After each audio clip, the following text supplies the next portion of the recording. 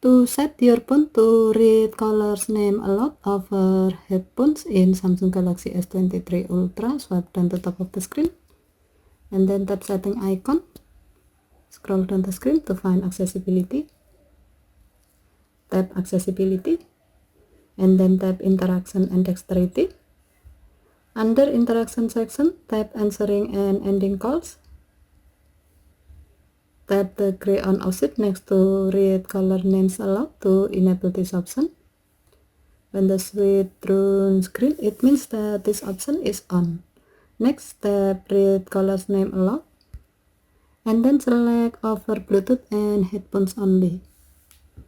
By choosing this option, from now your phone will always read the colors name aloud over headphones or earbuds that is connected to your phone.